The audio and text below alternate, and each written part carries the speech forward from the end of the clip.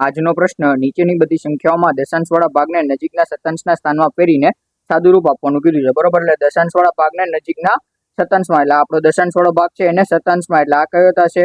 તો કે ભાઈ આપણને ખબર હોવી જોઈએ તો કે ભાઈ પોઈન્ટ પછીની પહેલી સંખ્યા શું કહેવાશે? તો કે ભાઈ પોઈન્ટ પછીની પહેલી સંખ્યા દશાંશ કહેવાશે. પોઈન્ટ પછીની બે સંખ્યા આપેલી હોય તો એને શું કહેવાય છે? એને શતાંશ કહેવાશે.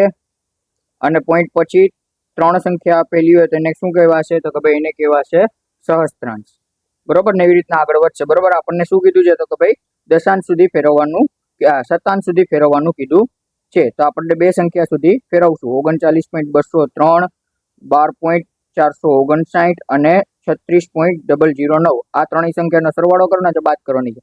તો આને બે સંખ્યા સુધી કરીએ તો શું થશે? 14.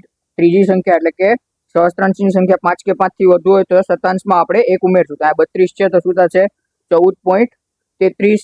એના પછી 39.203 છે તો અહીંયા 3 છે તો કાંઈ નહીં વધશે તો શું થશે? 39.20 જ રહેશે. અને અહીંયા 12. કેટલા થશે? તો કે ભાઈ 9 છે સહસ્ત્રાંશમાં, તો 45 ને 46 થઈ જશે. ત્રણેયનો સરવાળો કરીએ: 6 ને 3 9 9, 4 ને 3 7 8 9, પોઈન્ટના સ્થાને પોઈન્ટ, 9 ને 1 10 ને 11 ને 4 15 નો પાંચડો વધી પડી 1 3 ને 1 4 ને 1 5 ને 1 6, બરોબર.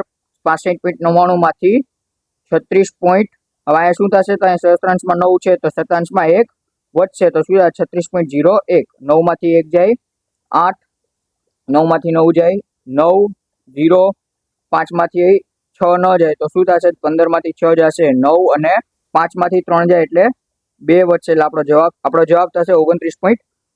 એટલે 29.98 ઓપ્શન બી આપણો જવાબ છે, બરોબર. ઓપ્શન બી.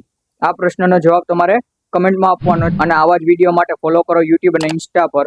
અને જો વિડીયો ગમ્યો હોય તો લાઈક કરી શેર કરવાનું ભૂલતા નહીં. જય હિન્દ, જય ગરવી ગુજરાત.